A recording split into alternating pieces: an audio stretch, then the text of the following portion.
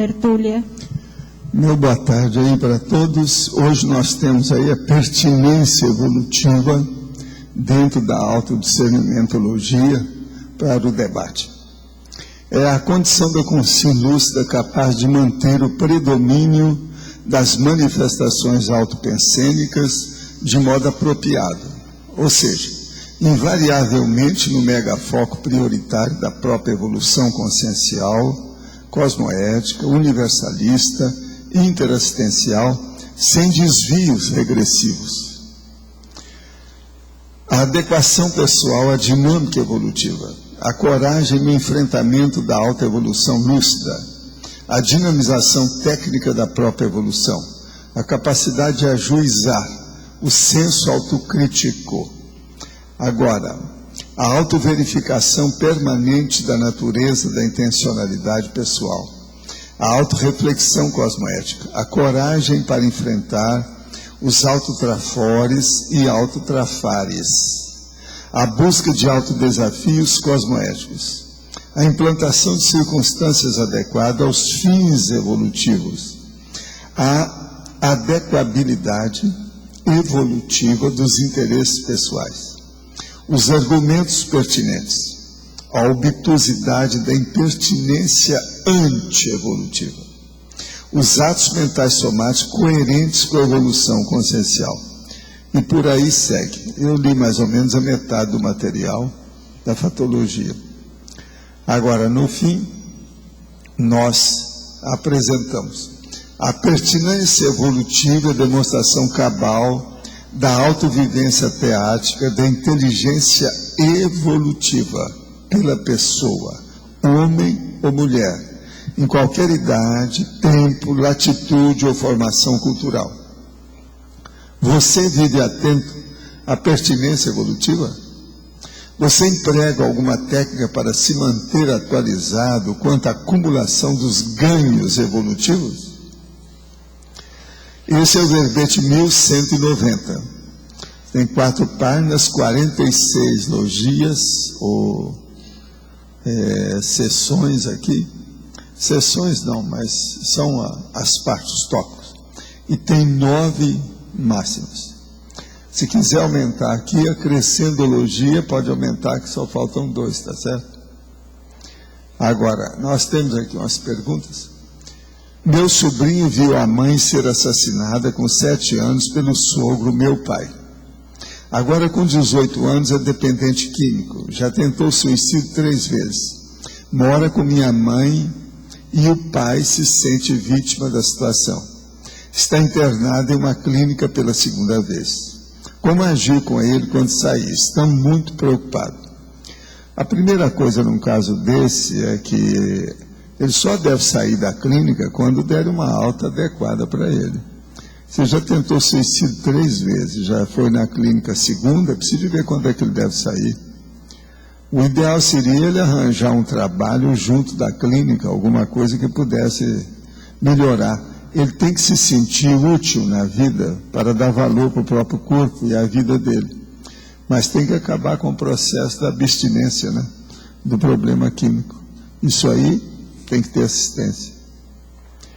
Aí é preciso ver que ele está com 18 anos, a clínica é o melhor lugar para ele, é o paraíso para ele aí, é a única saída.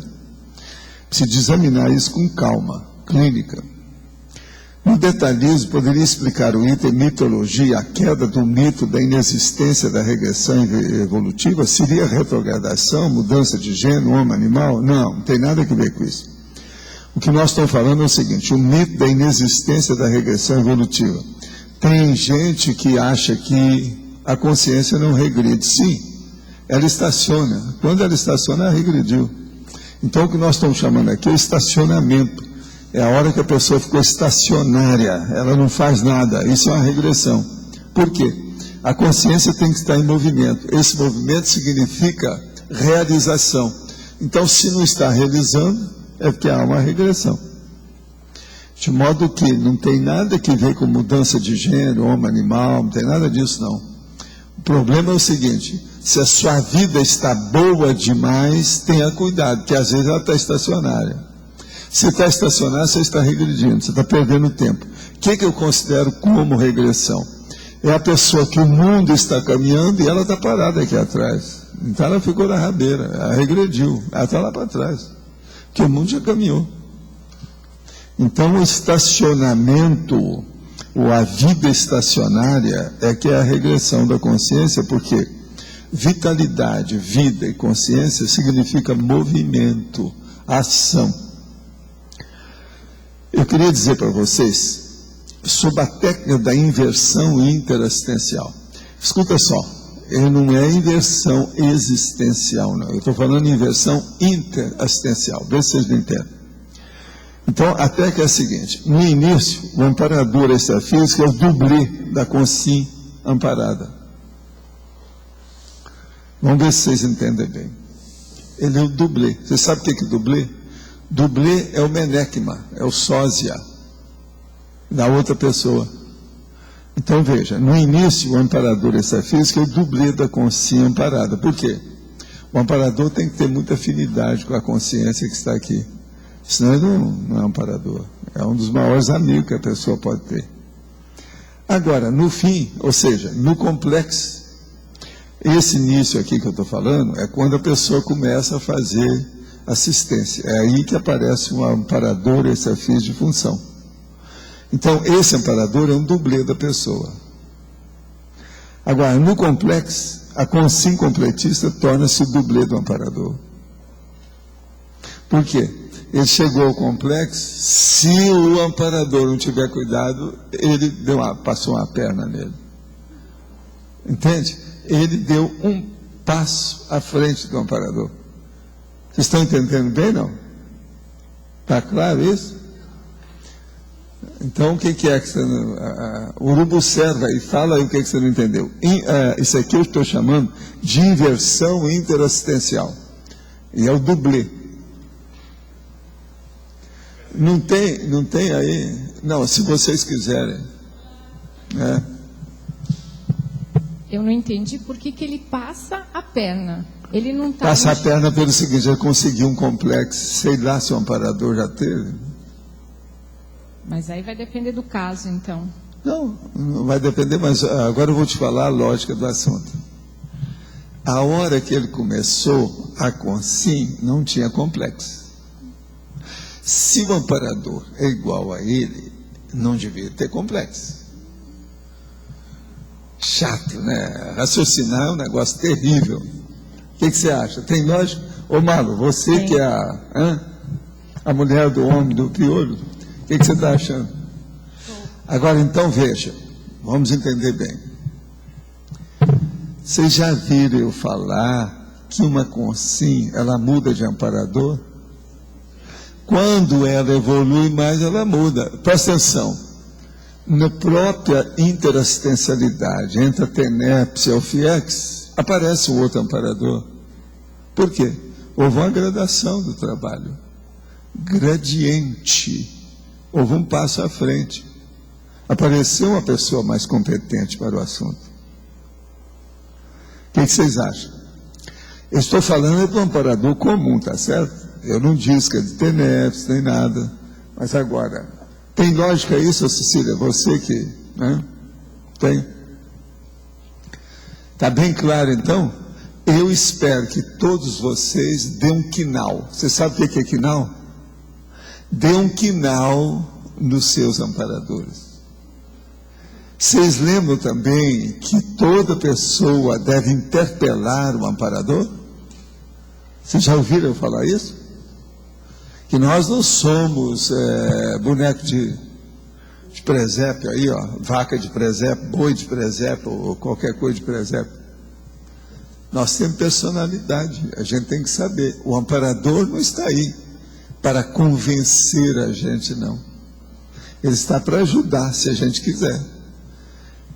Então, ele pode interpelar você e você pode interpelá-lo. A situação fica por sua conta. Valdo, isso então deixa essa abertura no sentido dos esforços da consciência poderem suplantar o do amparador do mestre. Mas é isso que eu quero provar. O aprendiz ganha do mestre. Eu acho que eu estou provando pelos fatos e para fatos a possibilidade disso. Agora, o que vai acontecer no terceiro templo? A Consim vai se transformar em amparador dele. Ela vai chegar sendo completista. E ele vai ter que fazer o completismo dele na próxima. De modo que vocês estão pensando que isso é gratuito? Tá claro aí? Não tem lógica isso aí, não? Tem? A questão é o acúmulo de experiência, né? Se ele acumulou mais experiência na vida humana, acúmulo de experiência. o amparador você está falando tinha... aí o resumo de tudo. O processo todo é a vivência. O problema todo é esse. Ô, Jânio, você que é a maior dificuldade de aparecer, eu acho que é a primeira vez que ele vem nessa tertúlia. Primeira vez que ele entra aqui no tertuliário. Você está de acordo com isso? Tá. Então tá. Ó, se o Jânio falou, a água parou. Entende? Não tem chuva. Acabou tudo. Aqui. Sim.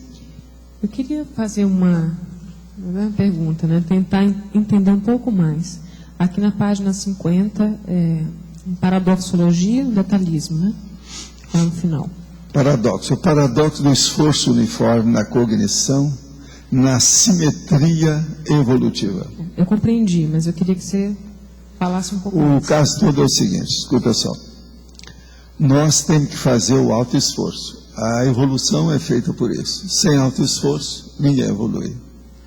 Agora, um autoesforço uniforme, de padrão, vamos dizer, bem fixado, entende? Devagar e sempre, ele é totalmente paradoxal dentro da simetria evolutiva. O mundo não é isonômico, ele é heteronômico. Você entendeu o que quer dizer com isso? Ele não é homogêneo, ele é heterogêneo. Está claro? Então veja, na hora que você tem uma vida devagar e sempre, você tem que ir contra a maioria dos princípios que orientam o próprio cosmos. Você entendeu isso? Para atingir seu objetivo. Por isso que a pessoa javalina é a mais difícil que tem de ser, de existir, de vivenciar. Porque ela está no contrafluxo da realidade. Agora, então o povo fica pensando às vezes que o contrafluxo do cosmos é uma coisa sempre, se a gente for contra o cosmos, está sempre errado. Nem sempre. Está certo. Pelo seguinte, muitas coisas que nós temos como contrafluxo aqui é da vida humana. Não é propriamente do cosmos. São decorrências da nossa ignorância ou da nossa experiência, da imaturidade da humanidade. Então, esse contrafluxo tem que dar o contra. Agora, nessa hora, isso entra totalmente dentro de um universo do âmbito da simetria evolutiva, porque tudo é assimétrico. Agora, então, conclusão.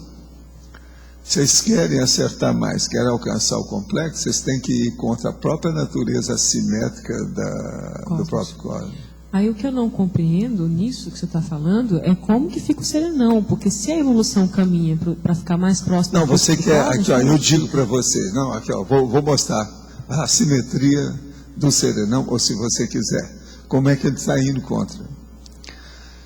A evolução nossa, você já está ouvindo eu falar isso há vários anos, só se faz com companhias. Ninguém evolui sozinho. Isso aí é um mega pensante de vocabulário. Ninguém evolui sozinho. Se ele entra num anonimato amplo, ele foi contra isso. Agora veja, então tudo é um problema de você observar, mas ele está certíssimo. O anonimato dele pode ser anonimato para os inscientes, os imaturos que eu estava falando, os inexperientes. Está entendendo? Quem não sabe das coisas, os ignorantes do processo evolutivo. Por quê? Entre os amigos dele, da mesma evolução, eles sabem, eles conhecem.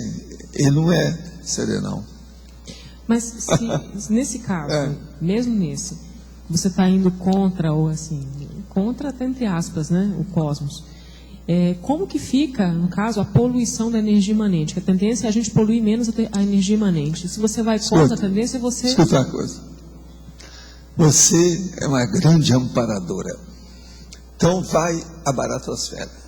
Chega lá, você começa a julgar energia. Você está contra o ambiente. Você está no contrafluxo. Na baratosfera, a pessoa tem que ser no contrafluxo, mas total, permanente, o tempo todo. O que serenão é aqui para nós? Atualmente, por exemplo, essa é a nossa dimensão, é a baratosfera de serenão. Tem lógica? Eu quero dizer para vocês que nós estamos offline, então eu não vou falar aqui, porque tem pergunta aqui para mim, mas não vou falar nada. Entende? Eu só tenho que responder agora vocês aí, ó. Estamos offline, com 2 F bonito aqui, enorme.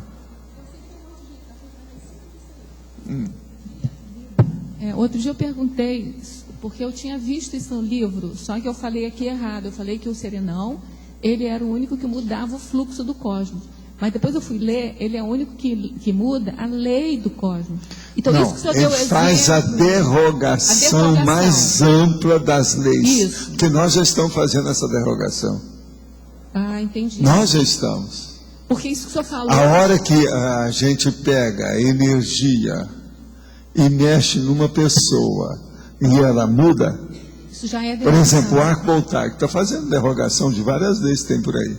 Não, mas eu entendi a derrogação, esse exemplo que o senhor deu, né? Todo mundo tem uma lei que diz que todo mundo evolui com o outro, né? Ninguém evolui sozinho. Pois é, mas veja, quem é que tem mais gente com ele? É você ou o serenão? Então ele não está sozinho também. Ele nunca está sozinho. Então veja, nós é que falamos desse negócio de anonimato. Entendi. Agora, para nós, ele é anônimo. Mas o anonimato não é isolamento? Pois é. Ao contrário. É o contrário. É muito ele é mais que tem mais fácil, gente. É muito Agora, mais o fácil nível interagir. dele, a coisa aí é que muda. Então, o que é o anonimato? Nada mais do que um gap evolutivo entre o pré-serenão e o serenão. Entendi. E outra coisa, esse anonimato, o serenão foi obrigado a fazer, porque quem desencadeou o anonimato foi o pré-serenão. Sem saber. Isso eu também... Porque ele não pode chegar e fazer um estupro evolutivo. Agora, gente, vocês estão vendo que isso tudo tem a dialética, mas não, é o processo da racionalidade, a coisa que é mais séria, o nosso diálogo dentro desse processo. Outra coisa, esse assunto, Arlindo, é totalmente filosófico, mas ele é teático, ele não é filosofia teórica apenas. Então é por isso que o senhor diz, em algum livro também, já disse aqui, que ele só é anônimo porque ele é obrigado a ser anônimo, por causa disso. Ele é obrigado. Nós obrigamos ele a fazer isso. Ele é obrigado. Você, por exemplo, às vezes, você é obrigado a ser anônimo, você já é. Todo mundo aqui já tem umas pitadinhas de serenologia. Em algum contexto, em algum contexto. Em geral, nós somos anônimos. Pois é. Podemos nos abrir com eles. Não? Então, só para eu entender aqui, fechando o raciocínio aqui. Falar em derrogação de lei, ou falar em sair e contra o fluxo do cosmos é a mesma coisa, é sinonímia? Até um certo ponto. Não há dúvida. Tem lá as suas coisas. Agora, o que eu quero te dizer é o seguinte, isso está tudo dentro da pertinência evolutiva, que é o tema de hoje, tá certo? Valdo. Observa bem que eu não saí de nada não, por isso que é que eu vim mostrar essa situação para vocês.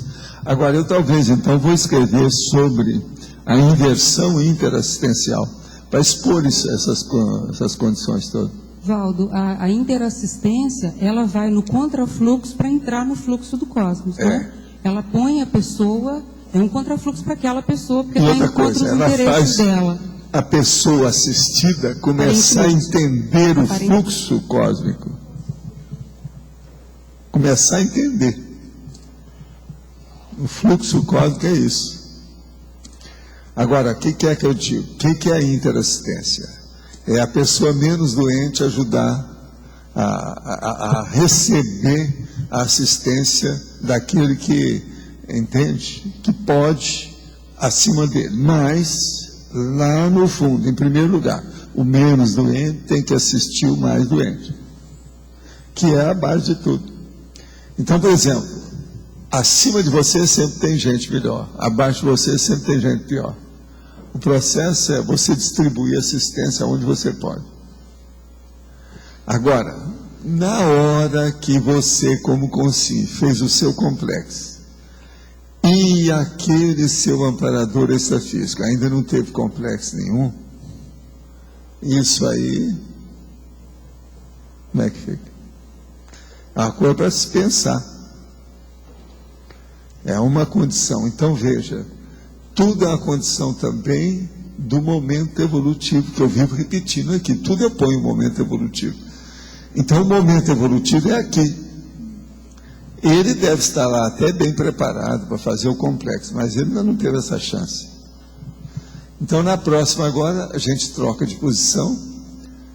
Você vai ser o amparador dele e ele vai ser o seu amparando ou amparado. Nesse caso, a ser consim não é tanta desvantagem evolutiva. Não, é por isso que até o serenão aparece aí. Fantástico. Até hoje. Eu acho que tem serenões que não sabem adivinhar que eu já falei isso desde que eu apresentei a teoria dos serenões. Eles gostam? Se ele aparece é porque tem suas vantagens. A vida humana não é de jogar fora.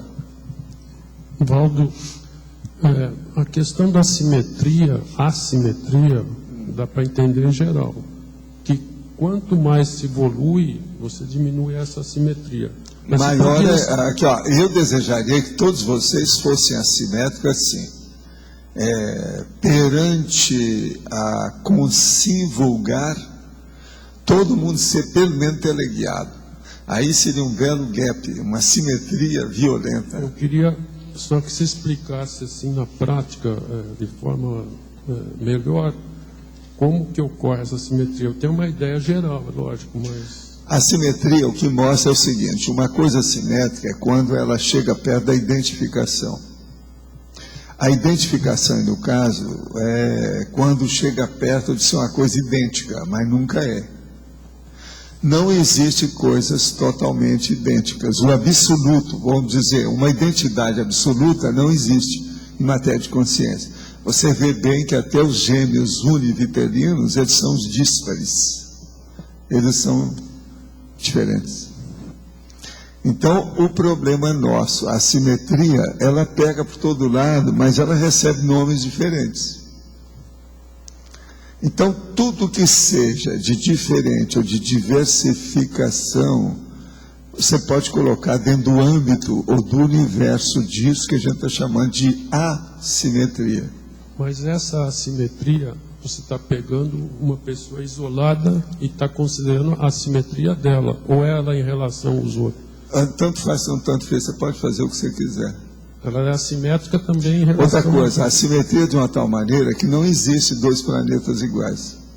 Tudo no fundo é assimétrico. Não tem nada igual. Mas quando você está querendo... Agora aqui, como diz o cara, você chega no espelho e olha, parece que é igual, não é. Lá está tudo o contrário de você. O espelho reflete você de uma maneira contrária. Veja, é a escrita do Leonardo da Vinci. É especular, é tudo para trás, tudo ao contrário. No fundo, tudo é assimétrico. Mas aqui parece que você está querendo, pelo que está falando, diminuir essa simetria. Tanto em relação a gente... Pois é, mas é o que acontece. É isso, né? O caminho da diminuição da simetria é o caminho da perfeição. Como não existe uma perfeição absoluta, nós estamos diminuindo a imperfeição.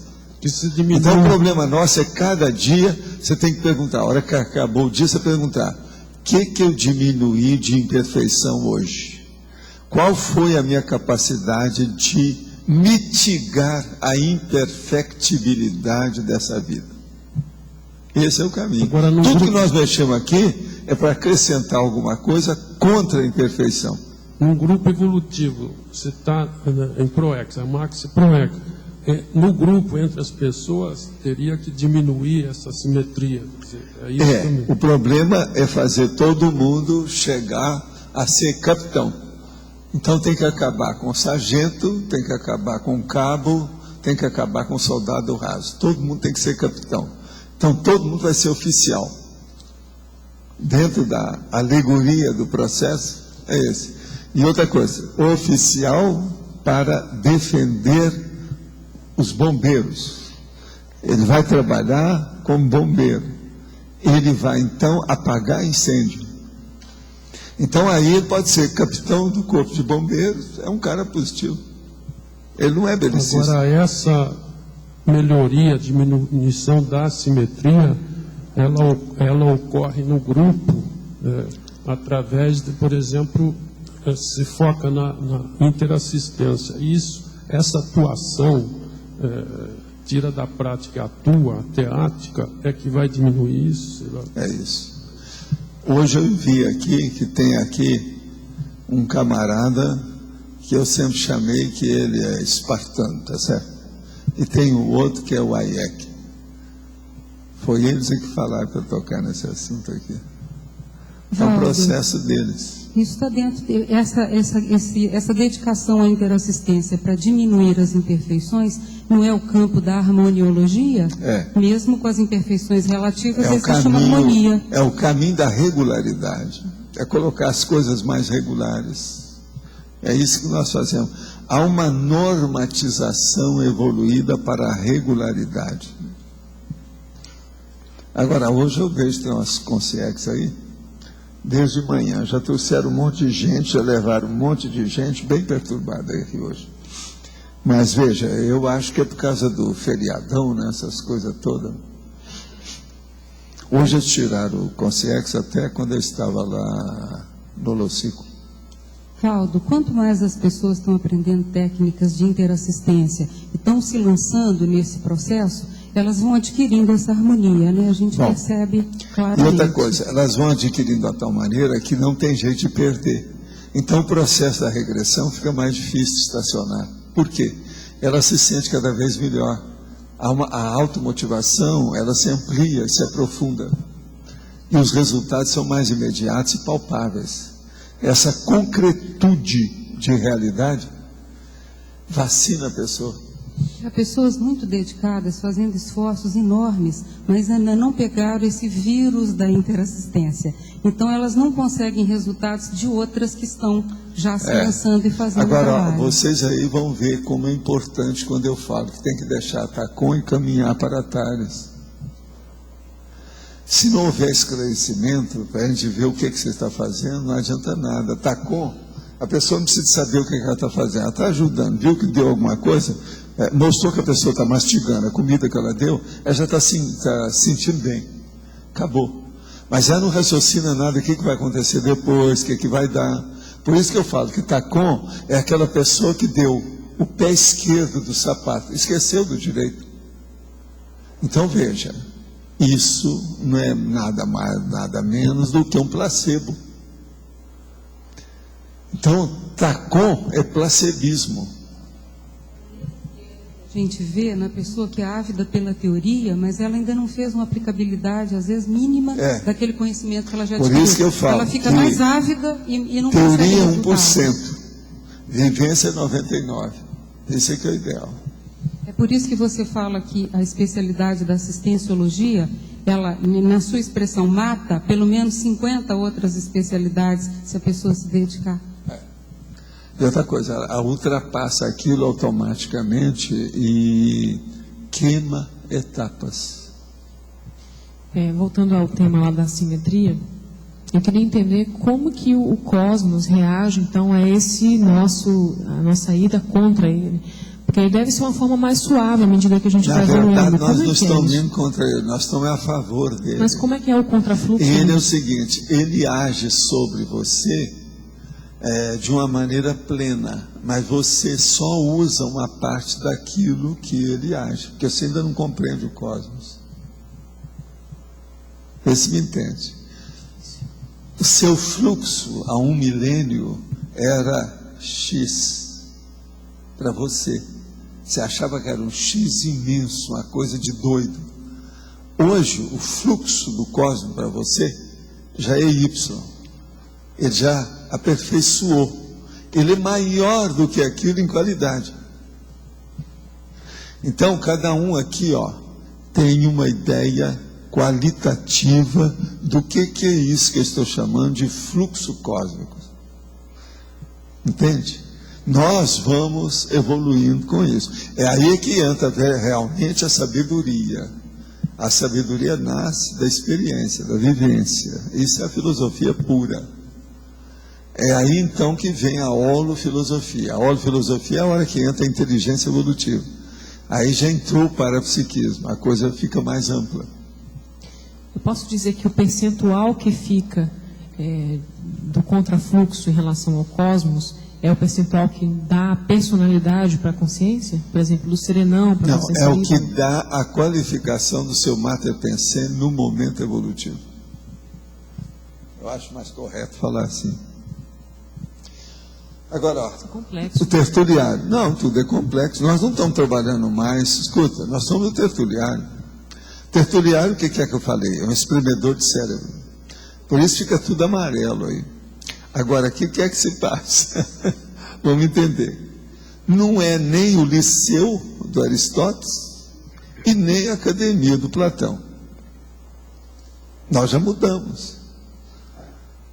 Outra coisa, não é também a maêutica do Sócrates. Essas três coisas nós já aposentamos. Isso aqui é outra coisa.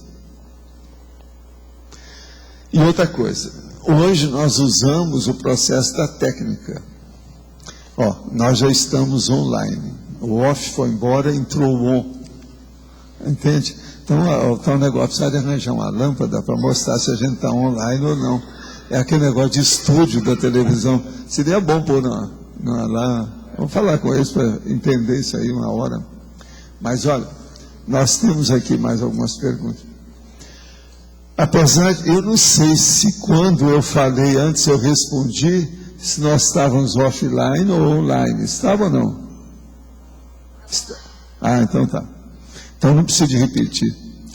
Mas, apesar de não ser pertinente a essa tertúlia, o senhor poderia esclarecer qual a melhor definição de cosmoética destrutiva e a diferença conceitual e prática entre cosmoética destrutiva e impacto-terapia? Bom, eu já falei isso tudo aqui, mas nós vamos falar. E é gente conhecida aqui que está sabendo das coisas, que está querendo saber. A cosmoética destrutiva é o seguinte, é quando a pessoa, aquele que vai praticar o ato cosmoético, já tem uma autoconsciência de que o verdadeiro esclarecimento, quase sempre, ou na maioria dos casos, ou para dizer tudo, ele tem que se assentar em cima de algo que é imperfeito. Por quê? Quase sempre, quando há uma necessidade do necessitado, do carente, do assistido, é porque ele não é completo, ele não é perfeito, ele precisa de alguma coisa.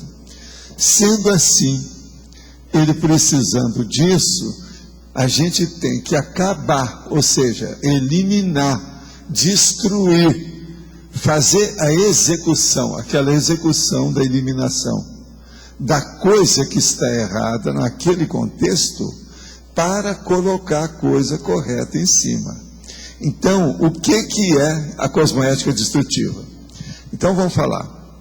Você chegou num lugar, por exemplo, e ali era uma cadeia. Durante algumas dezenas de anos ou um século, aquilo foi uma masmorra, foi um presídio. Então, você vai pegar e fazer o quê? Você vai fazer uma escola do jeitinho que está a cadeia? Não. Você vai reformar. Para isso é que existe a reforma. Vai ter uma reforma daquela cadeia. Tem que melhorar. Alguma coisa de jardim vai aparecer. Porque geralmente presídio não tem jardim, tem masmorra. Tem sala de tortura, tem grade, tem fechadura, tem chave desse tamanho, umas coisas assim, né? Tem choque elétrico. Nos Estados Unidos, por exemplo, se for no Texas, tem coisa pior. Tem a cadeira elétrica, né? Se fosse na época da Revolução Francesa, teria guilhotina, e por aí vai.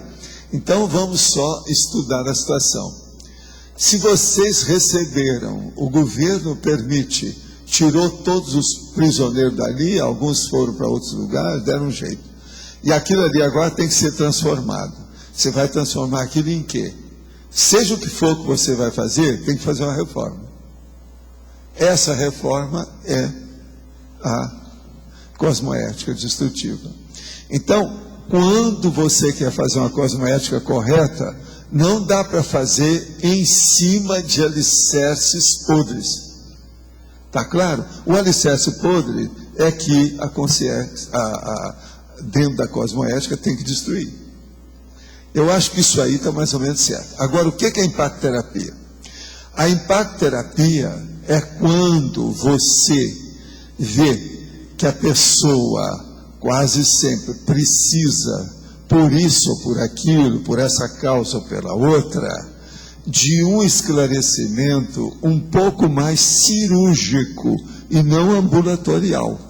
O ambulatorial é aquele que você dá uma receitinha para a pessoa, vai na farmácia e toma. O cirúrgico não, leva para a sala e corta.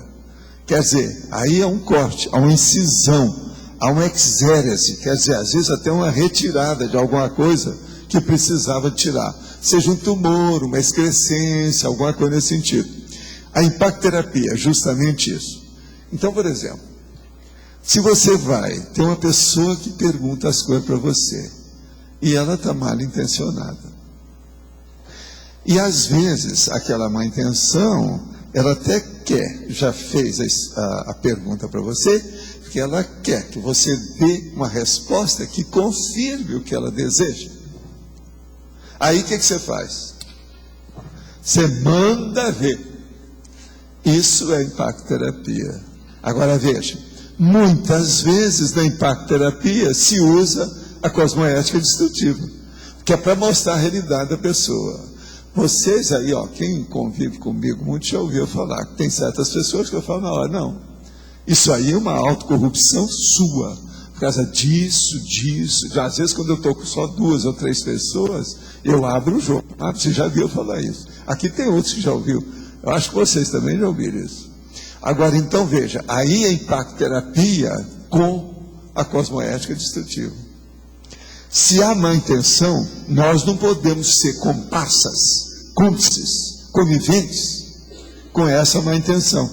Você tem que clarear, porque senão você está criando ali, em vez de fazer uma assistência, você está ampliando a interprisão grupo kármico daquela pessoa. Por quê? Ele arranjou mais um membro para a quadrilha dele, que é você.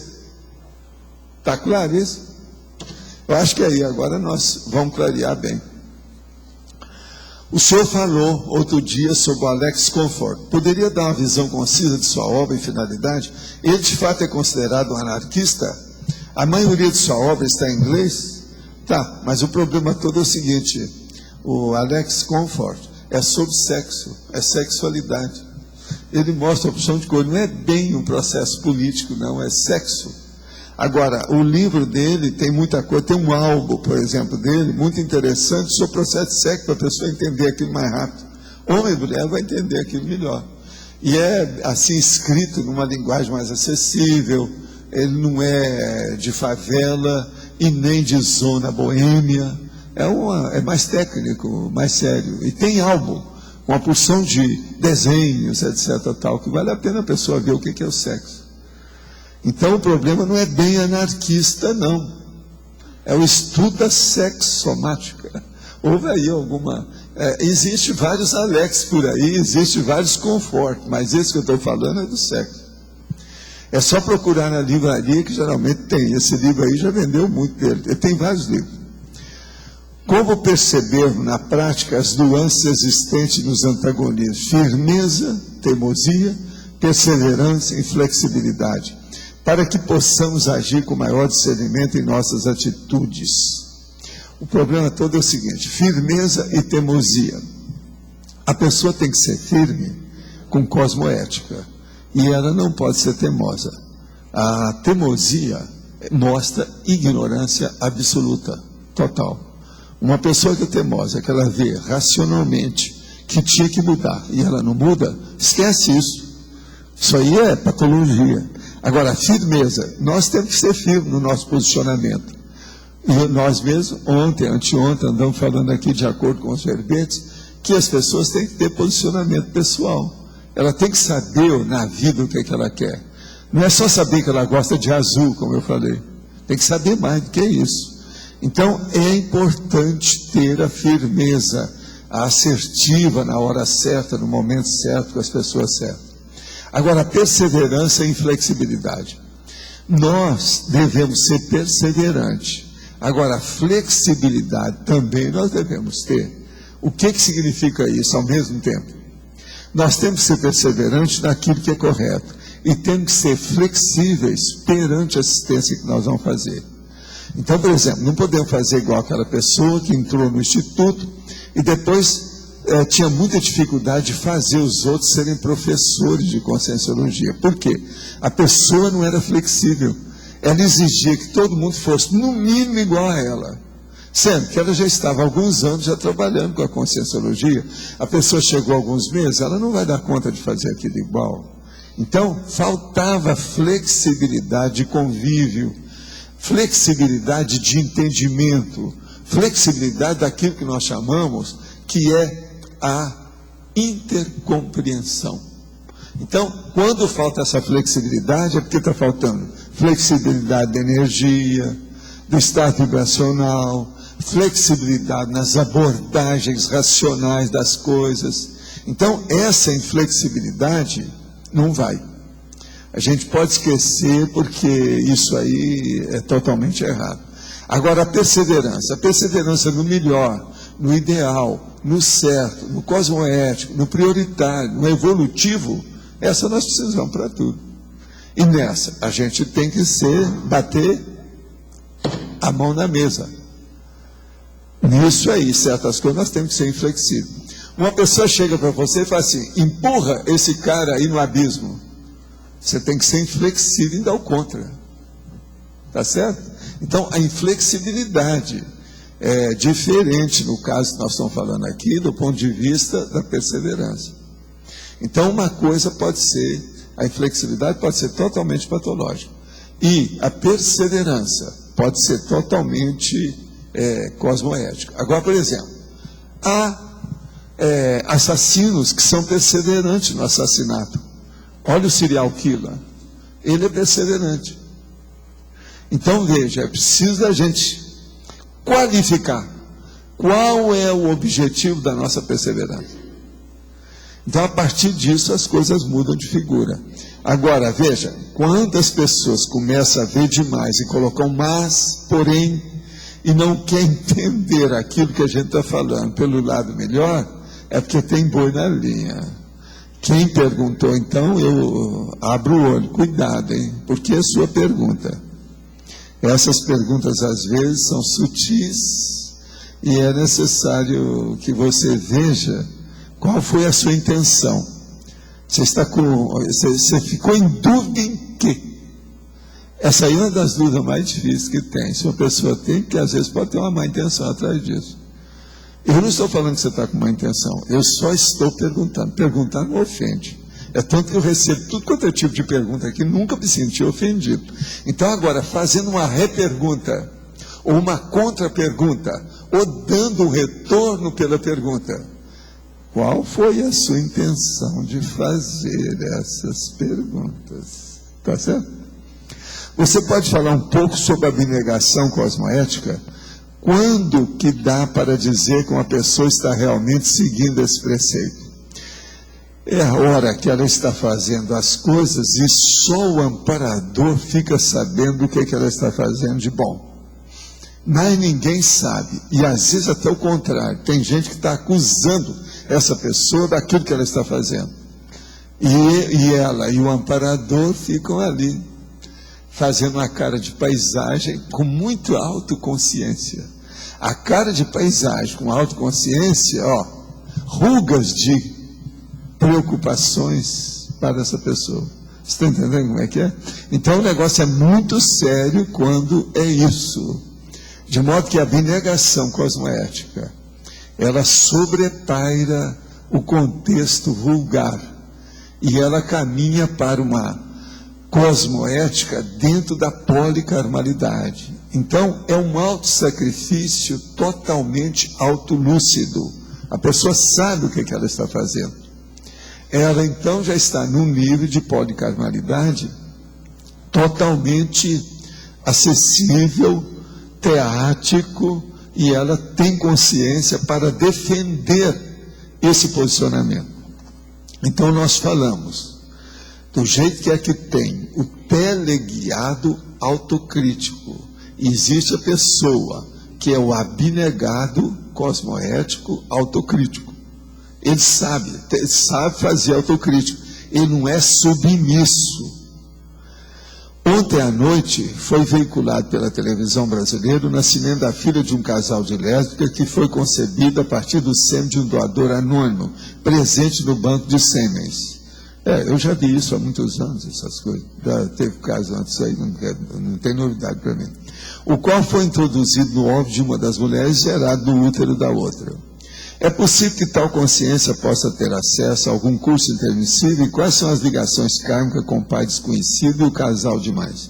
Olha, tudo é possível. Eu não digo que a pessoa, quem está aparecendo, pode ser que seja essas duas, nem sempre, mas quem está aparecendo é um ponto de interrogação. Quem é que vem? Pode ser até um serenão, quem é que sabe? Pode ser que tenha feito um curso intermissível. Você não acha que é lógico uma coisa dessa? Você queria falar alguma coisa?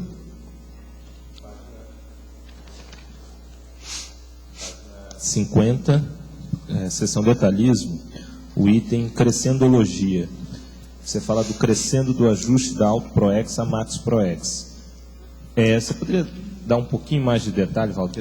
O caso é o seguinte, existe aquela pessoa, e isso já aconteceu com gente que eu conheço e que eu tive que entrar dentro do contexto. A pessoa, ela admitiu a conscienciologia de cara, reconheceu que era intermissivista e começou a estudar as coisas para valer. Agora, ela achava que ela tinha uma ProEx muito individual. Ela até caracterizou o tipo de trabalho que ela tinha, aquela coisa toda. Eu, um dia, então, para criar problema e embolar o meio de campo da pessoa, para ela estudar mais, eu chego para ela e falo assim, você tem certeza que a sua ProEx é tão pequenininha, com tudo e essa facilidade de acessibilidade às ideias da conscienciologia que você tem, que isso só diz respeito a você desse jeito? Você tem certeza que isso não está envolvendo outras pessoas e que você precisaria de expandir mais o universo da sua programação existencial? Pronto. Aquilo foi um problema para a cabeça da pessoa. A pessoa foi para casa, uma semana depois a pessoa apareceu. Olha, eu cheguei à conclusão que você está certo. Realmente não é lógico.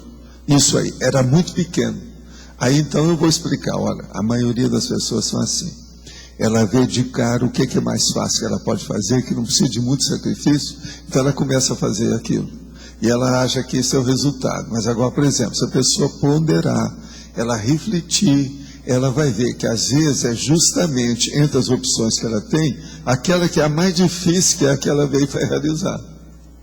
Agora veja, isso já aconteceu. Esse caso, por exemplo, dessa pessoa, para mim, valeu como exemplo muito forte do ajuste, que a pessoa passou do varejismo para o atacadismo proexológico. Você entendeu, né? Ela saiu do unitário para o pluralizado, de uma maneira muito maior. Ou seja, essa pessoa tinha uma monovisão proexológica, ela passou para uma cosmovisão proexológica. Isso, às vezes, muda tudo na vida da pessoa. No caso aí, mudava. A pessoa teve que mudar pelo seguinte, havia dinheiro atrás do assunto. E o processo que estava sendo feito era muito assim, personalidade, você está entendendo? É como, por exemplo, se eu fosse fazer um centro espírita só para mim. Era mais ou menos a ideia, era essa. Entendeu? Falei assim, isso aí... Aí a pessoa, uma semana depois, e outra coisa, teve que mudar os planos todos, uma reviravolta, vamos dizer, de uma reciclagem existencial que pegou o íntimo da pessoa. Então houve uma recim também junto, uma reciclagem interconsciencial. E a correção de rumo, né? Tem um dos itens aqui que você coloca, que é a correção. Pois é, agora veja, para nós aqui, do jeito que nós estamos hoje, dentro da Cognópolis, isso aí já melhorou muito. no início era natural que essas coisas acontecessem, agora já não é tanto. Por quê? Nós já estamos aqui com uma comunidade. A comunidade, ela funciona, nós já temos muita coisa aqui dentro. Falta ainda umas coisas nossas que a vida consciência vai trazer, por exemplo, a padaria, né? Para comer, né? Aqueles biscoitos de vento, tal, pastel, qualquer coisa. Só aproveitar também, aqui na fatuística, na pensenologia, você já colocou isso em outros verbetes, obviamente, o nexo pensene, né? Os nexopensenes. Você poderia falar um pouquinho mais sobre essa questão do nexo pensene? Quer dizer, o nexo pensene, na pertinência, ele é super importante. Nexo pensene é aquilo que tem que ter pertinência com tudo que você faz. A sua pensenidade tem que estar junta com isso. Então, por exemplo, o que você pensa, o que você fala e o que você faz, tem que ser uma coisa só. Tem que haver, então, um denominador comum, cosmoético, evolutivo e prioritário, que esteja embasando todos os seus autoesforços. Isso é o nexo pensene. Então, a sua grafopensenidade, ela está de acordo com a sua pensenidade e também com a pensenidade da sua comunicação. Entende? Então, tudo está mais ou menos encadeado. Você entrou dentro de uma rede natural, evolutiva, um fluxo correto. E outra coisa, com consciência disso, a tendência é ampliar tudo. Porque isso até certo ponto é a antipodia da dispersão, né? Da dispersão consciencial. Né? Porque muitas vezes a gente vê a pessoa, o raciocínio da pessoa que é dispersivo, está faltando a terapia, questão do a nexo terapia pensene. É por aí, a terapêutica é essa. Entende? Aquela síndrome da dispersão. Tem que acabar por aí. Agora aqui, é possível, numa outra série existencial, a consciência regredir, ou seja, andar no caminho contrário à evolução? Não, não existe isso. Isso é bobagem. Agora, ela estaciona. Mas olha, eu já uso a palavra estaciona porque uma regressão para a pessoa regredir, não existe. Isso aí é aquelas bobagens do orientalismo. Ó, cuidado com a barata, que ela é minha avó. Ela está reencarnada na barata. Não existe isso. Isso aí é metempsicose, é besteira e ilógico. Olha, uma coisa séria que é bom a gente falar, o ideal seria eu falar isso aqui todo dia. Chegar e falar assim, olha gente, do ponto de vista parapsíquico e evolutivo, existe mais lógica do que tudo que nós conhecemos nessa dimensão. Se eu pudesse, era o caso de falar isso todo dia. Você está entendendo? Para o povo pensar. Que a turma pensa o seguinte, leva tudo para a arte, para a imaginação e para a fábula, a fantasia. Então, se vai o processo extrafísico, porque o negócio é sutil ou é tênue, então a pessoa já acha que aquilo toda fantasia é lógica. Não existe isso. Então, as maiores lógicas que existem são nas comunex mais elevadas. É muito maior do que a nossa aqui. De modo que tudo que tem por aqui em torno de nós, a partir da natureza, tem lógica. Se há ilógica, é por causa da nossa ignorância. Tem um filho de 3 anos que tem visto com frequência uma determinada consciência no banheiro da nossa casa. Como lidar com esse processo? Seria bom você chegar no banheiro e julgar a energia para valer, para ver se tem consciência ou não. Faz aí o antipoltergeist, que é a limpeza do ambiente. Agora, depois, se você achou que o banheiro está limpo, você vai conversar com seu filho para ver por que no banheiro. Porque se ele voltar a ver a consciência no banheiro, é porque tem coisa com ele mais séria, precisa de ver. Banheiro, às vezes, tem relação com sexo. Na criança de 3 anos. Qual é, na sua opinião, a melhor forma de fazer a interassistência no anonimato, no plano físico, não no extrafísico? Percebo que esse tipo de interassistência é mais difícil de ser colocado em prática, dificuldade de implementação, afinal não somos invisíveis, e por isso o número de ações nessa linha é menor. Pode-se dizer que a qualidade dessa interassistência compensa a quantidade dela em termos evolutivos? Não, a gente só faz isso quando não tem outro recurso. Eu uso aquela metáfora aí da história e analogia que nós fazemos, o serenão chegou e arranjou um amigo e mandou que ele levasse um dinheiro e levasse e ficasse sabendo quais são os alimentos e quais são os remédios que eram usados no jardim zoológico. Então, o amigo trouxe a relação. Então, o que eles fizeram? Ele comprou um caminhão de material, de alimento e coisa e mandou para o jardim zoológico. Agora, depois, ele apareceu lá e se predispôs para ser voluntário para ajudar a turma do jardim zoológico. Então, veja, isso é uma interassistência no anonimato. No entanto, a pessoa está lá junto das pessoas. Ninguém sabe que foi ele que ajudou aquilo. Porque o amigo, quando foi levar lá, é um amigo que levou, não é um amigo que trouxe, ele é anônimo, ele não quer aparecer, ninguém sabe quem é que mandou. E outra coisa, na hora que ele levou lá, ele falou que até era uma mulher que estava fadando, porque ela ficou viúva e estava pensando demais no viúvo, mas era o serenão que mandou. Então, aquilo diluiu, a pessoa não sabe o que é. Eu estou dando um exemplo. Então, esse negócio de fazer assistência escondidinho não era difícil. O difícil é fazer assistência. Fala aí. Paulo, você tinha falado agora há pouco, citou o exemplo da Academia do Platão. O Platão, como todo mundo sabe, era escravocrata. Na Academia do Platão, tinha uns dizeres lá, eu não sei bem como, mas que lá só entraria quem fosse matemático, por exemplo. Isso, e ele repetiu isso várias vezes. Se fosse agora, aqui... Ele tinha um erro danado, Platão. Tinha um erro, que eu estou falando, erro técnico, dentro do processo dele. Mas só por aí... Deixa eu só ler aqui para você. Nós estamos bem acima deles. Então, estamos. Somos obrigados a estar acima deles. Estamos... porque senão estamos danados. Você podia fazer depois uma exposição do que seria a nossa academia aqui, que é o que a nossa academia, com relação nós já mandamos, ao atraso deles. Nós já mandamos a academia dele para o espaço e mandamos o liceu também do pupilo dele para o espaço. Era tão restrito, se fosse aqui, talvez então, só a Rosa nós não temos mais os erros erros desses caras. Deixa eu só falar para você. Deixa eu só ver aqui. Por exemplo, nós não temos mais isso aqui do Platão.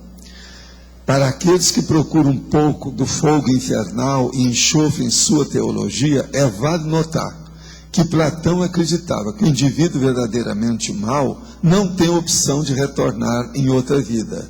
Ele é eternamente condenado. Isso é uma besteira, o Platão. Isso é uma bobagem. Nós já superamos isso. Agora, isso é o Platão. Agora, vamos ver o Aristóteles. Você está entendendo? Olha só, Aristóteles. As regras dos dias de Aristóteles são bastante diferentes. Ele aceitava a escravidão e considerava que o escravo era uma parte da propriedade destituída de qualquer direito. Nós não pensamos assim. Sei, mas o Aristóteles é que pegou a coisa mais séria. O Platão até que superava as coisas. Agora, eu estou dando só duas coisas que vêm mostrar que nós não temos mais nem a academia, nem o liceu. Porque vocês sabem, o Aristóteles, ele não criou a academia, ele criou foi outra coisa, que era o liceu.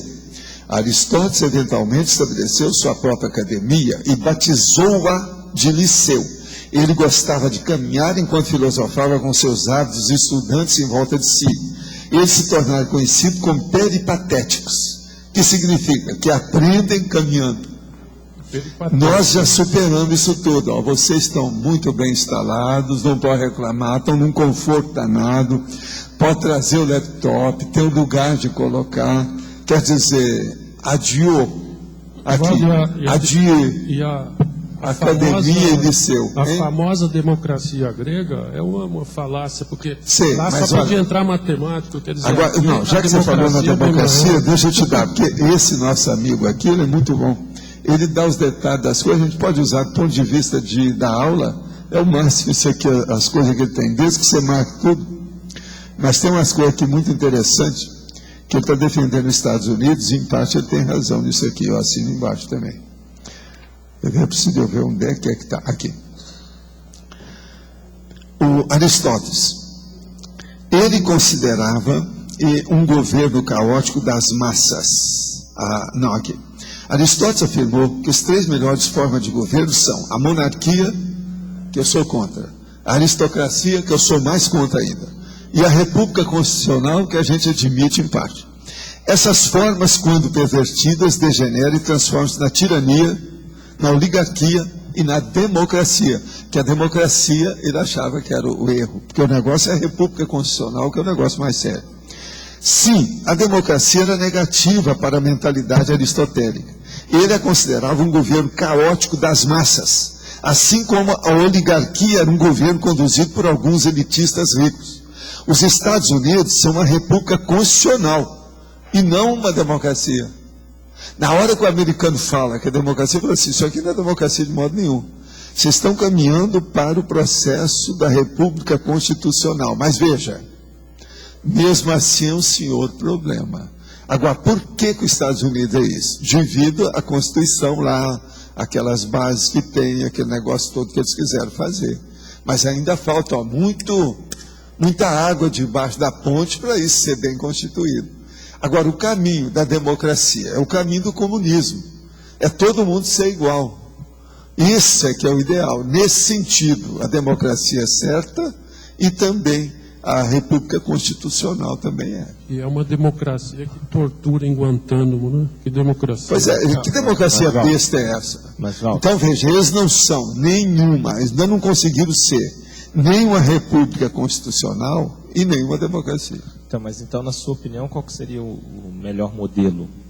O melhor governo mesmo é o governo mundial feito por um colegiado e que acabe com dinheiro, que dê o valor para as coisas de acordo com o esforço de cada um. Eu sei que isso tudo é difícil, que por enquanto é utopia. Tem que esperar ainda milênios para nós chegarmos lá. Até lá não vai ter mais dinheiro e nem nada. Todo mundo já vai receber pelo próprio esforço e a necessidade de cada um. Outra coisa, nós não vamos ter mais milionário. O maior erro dos Estados Unidos é a existência de bilionários. Isso eu falei para os ricos de lá. Uma vez eu fiz uma reunião com eles e falei assim, o maior erro que tem aqui é a existência de vocês. Mi ou bi? Ambos. Porque o milionário, se você aumentar um pouco, ele vira bi. Então é ambos. Isso aí é difícil. Você... O que é o bilionário? Se você juntar 1000 mi, você tem um bi. Tá certo? Então isso é relativo. Agora, o que eu estou falando é o excesso. Então, por exemplo, uma pessoa que tem $1 bilhão, essa pessoa tem excesso ou não tem? Alguém quer defender o cara que tem $1 bilhão para dizer que ele não tem excesso? Alguém aí quer ser advogado de defesa? Valdo, entrando nisso daí, você fez uma pergunta para o Loche assim, né? Sua grafopensinidade está de acordo com a sua pensinidade. Então, lá naquela época, eles estavam de acordo com aquilo que eles pensinizavam. Ok. Sim. Né? Digamos assim, no passado nós também fizemos isso, deixamos um monte de coisa. É o momento evolutivo que eu falo. Então, mas vamos supor assim, no passado eu escrevi alguma coisa lá, uma bobagem igual a essa, né? Então, hoje eu estou tentando me retratar. Não, você está tentando ver se descobre o que você escreveu para acabar com o que ficou. Eu já fui atrás dessa. Agora, a minha questão é assim, vamos supor, ficou na história. Eles vão ter essa responsabilidade sobre essa informação até quando? Assim, a pessoa que foi influenciada por esse pensamento e continua até hoje pensando, eles vão virar serenões e ele vai continuar com essa responsabilidade com essas pessoas? Como é que se dá isso? Depende da consciência deles, pergunta para eles. O processo é consciencial. O que é que ele tem de consciência? O processo é dele. Agora, veja, essa condição sempre me impressionou muito. Isso é que eu vi, logo que eu comecei a estudar, na década de 60 e 70, o processo de serenões mais profundamente. Que é o seguinte, tem serenões que podia já ser consciência livre, mas ele ainda não quer. E a intenção dele é fazer assistência para alguns que ficaram para trás. Então, agora veja, essa condição, então, é seríssima. Há uma maternidade, ou uma maternagem, ou uma paternagem imensa, com uma lógica enorme nos atributos conscienciais do serenão, que a gente não entende. Porque isso não é uma maternagem comum.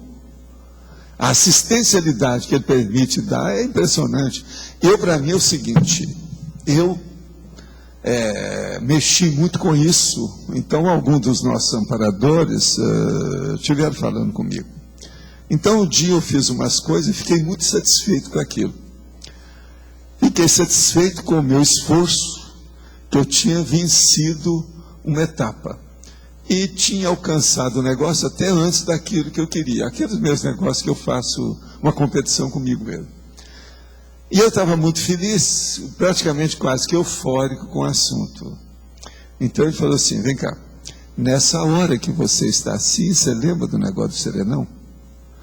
Ele, às vezes ele está com uma euforia tão grande, mas ele domina aquilo tudo, de conhecer as coisas, de saber. E ele sabe que ele tem tanto poder agora para ajudar aquelas pessoas que ficaram para trás, que há alguma coisa dentro dele que ele acha que ainda não é a hora.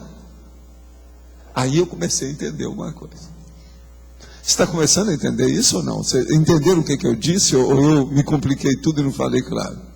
Agora, no caso, por isso que é tão importante a reciclagem junto com a escrita. Porque senão não adianta nada a pessoa não escrever se aquilo não tiver dentro só, dela. não se impressione com isso, nem interessa isso aí. Interessa o que é a intenção da pessoa. Se a intenção é boa, vamos examinar essa qualificação da intencionalidade positiva. Então, por exemplo, esse caso do serenão é o maior que você pode encontrar para você estudar por aqui. Eu acho que não tem outro. Por que ele não vai embora ainda? Ele já tem liberdade de ir embora. Mas ele sabe, se ele for, ele não vai voltar mais. Então, veja bem, isso aí é terrível, o cara pensar, né? Acabou a série X. Ele vai entrar noutra. Agora, tem a minha pergunta, que eu considerei muito inteligente. Minha pergunta, muito inteligente. Veja, para mim foi uma das mais inteligentes perguntas que eu já fiz na vida. A hora que aconteceu isso, eu perguntei para eles, vem cá, mas não era o caso dele entrar lá na Consciência Livre, saber como é que ele vai pensar, para ver se de lá ele não tem mais poder do que como serenão e ele poder ajudar? Eu falei assim, sua pergunta está muito correta, muito inteligente, muito pertinente. Mas tem uma coisa, lá ele não vai ter os mesmos instrumentos que ele teria como serenão. Por isso que eu falo para vocês, o nosso maior valor é a energia de bicho que nós temos, porque essa as consciências não têm. Você está entendendo? Então veja, o serenão, a maior energia dele, que ele pode ser ainda mexer na energia de bicho, que a hora que ele virar a consciência livre, ele não pode mais. Ô Márcio, você está entendendo isso? Está mais ou menos claro aí, Roberto? Agora, a minha pergunta foi terrível. Vocês não vão dizer não, porque para mim foi uma das perguntas mais inteligentes que eu já fiz na minha vida. Hein? É aí que eu estou falando para ela. Qual a consciência? O que ele pensa? Ele que sabe. Não, ele que sabe. Sabe lá? Sei lá se ele não colocou no elenco dele dos assistidos, na elencologia dos assistidos, não. A hora que eu acertar, mais ou menos, encaminhar, esse eu vou embora. Eu, por exemplo, se algum de vocês caminhar aí, não esqueça de mim, olha aqui, ó, tá certo? Mas olha, tem lógica isso, você está começando a entender o que quer dizer a situação? Então, gente, conclusão de tudo isso, a autoconscientização da pessoa é seríssimo. É a base de tudo. Autoconscientização, a qualidade da sua autoconscientização. Lembre-se, o que é a projeciologia, o ponto mais alto dela? A autoconscientização, AM, autoconscientização multidimensional. Por isso que eu falo nisso. A projeciologia, o que vale nela é a autoconscientização multidimensional. Mas agora veja, a autoconscientização evolutiva, como é que eu chamo? Tem uma expressão para isso. Chama-se inteligência evolutiva. Aí é. Ficou claro isso aí, assim, um pouco mais para você? Então, agora, a partir desse nível, veja o nível de consciencialidade das pessoas. Tem pessoa, por exemplo, que às vezes os outros não entendem bem e combate. Eu vou examinar e vejo que a pessoa está com uma autoconsciencialidade muito grande em certas áreas. Eu costumo dar mais atenção para essa pessoa, mesmo que o povo não entenda. Porque a autoconsciencialidade, se ele consegue ir num veio, num viés, ele vai alcançar em outros. Ele vai conseguir ir em outros. Você entendeu?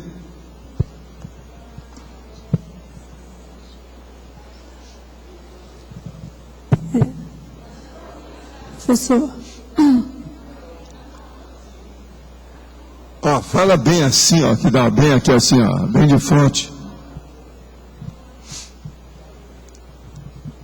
Agora, assim, focando bem na questão dessa grafopensenidade, ela, na verdade mesmo, vai estar sempre atrasada ao nosso nível de evolução, no sentido assim, eu deixo alguma coisa agora... Você está sempre agora... atrasada para o seu próximo passo. Qual é a sua próxima faixa evolutiva? Vamos falar em faixas evolutivas. A sua faixa está atrasada em relação à próxima. A maioria pensa assim. Entende? Tá. E sempre tem uma faixa depois. Então, agora veja, o serenão, ele não acha que ele está atrasado, porque já podia ir, e ele falou, não, eu vou ficar aqui vou ser repetente para ajudar meus colegas a passar, para ninguém ficar na dependência. O problema é esse. Agora, ó, eu acho que isso atinge, às vezes, muita gente. Agora, vocês sabem que eu fiz outras perguntas, né, quando eu pude, né? O transmentor, uma vez, eu cheguei e perguntei para ele uma dessa aí, no assunto que me interessava mais particularmente. Está entendendo? Você tem uma ideia do que é, não? Eu fui perguntar para ele se a monja estava nesse contexto. Ele falou, não. Aliviei. Você está entendendo? Isso tudo aconteceu, que eu estou falando com vocês. Tudo aconteceu. Foi um alívio. Então, agora, por que também foi muito importante? Através dela, eu tenho um elemento de medida, um referencial aí, ó. Um referencial, você está entendendo? Como é que é? Ainda está aí ainda? O negócio é mandar um e-mail. Como é que está aí? Se responder... Está entendendo? Mas o que você queria falar? Continuando ali o que você falou, eu queria entender mais que a gente está sempre atrasado em relação à próxima faixa. Está sempre atrasado, porque você sempre acha que você pode chegar lá. Por quê? Vem o amparador, vem o transmentor, te dá um extrapolacionismo parapsíquico, você vê que você é capaz de estar ali. No entanto, você não está. Que aquilo é só extrapolação, é só uma coisa para você ver o gostinho, né? É gostoso. É que eu dei o prato. A amostra grátis é ótima, mas eu quero o titular, eu quero o real. Como é que é isso? O Valdo está sempre atrás. Eu sempre pensei nisso, porque assim, ó, vou me autoanalisando e vendo, quando eu vou conseguindo alguma conquista, eu vejo, olha, então foi possível. Ó, a hora que eu falei o caso da monja, o que você pensou? Presta atenção. Você pensou, feliz da vida, porque ela ainda não evoluiu aquele nível, e isso chama Schadenfreude. Ou você pensou de outro modo? E o que eu estou falando para você é para todo mundo aqui que riram. Não, eu pensei que realmente não, você está entendendo? Não. Eu estou deixando passar o negócio para... Mas olha, é Schadenfreude? Quem é que vivenciou o Schadenfreude aí? Hein? Você sabe o que é o Schadenfreude? Imagino que seja... Você está feliz com a infelicidade alheia. Quer dizer, vocês estão felizes pela infelicidade da monja de ainda ser serenona e não poder ser CL? Não, mas aqui não tem gente. Isso já tem Freud. Você está entendendo o que eu quero dizer? Aqui não tem gente assim. Pois é, eu não pensei assim. Agora, eu fiquei feliz até um certo ponto, que era natural. Mas é um processo aí diferente, né? Mas eu não pensei nisso. Falei, não, é a realidade que está aí, então o problema meu agora é fazer mais força, aproveitar enquanto existe. Que amanhã, você está entendendo como é que é? É enorme, aí é que o X foi assim que eu comecei a pensar. Aí eu comecei a fazer uma reciclagem generalizada de novo, em tudo. Você sabe que isso aí, eu estudei, isso foi na década de 60. Foi a hora que eu estava vendo os processos de Serenão, isso aí eu fiquei um pouco mexido com a situação algumas semanas. Estudando, levantando o negócio, marcando, vendo como é que era, por quê. Não foi fácil, entendendo? Todas essas considerações eu tive na ocasião, e mais algumas outras. Agora, com isso também, eu comecei a entender mais o processo da própria monja, a situação toda. E eu acho também que foi por isso que quando ela dessomou, ela veio e se despediu de mim.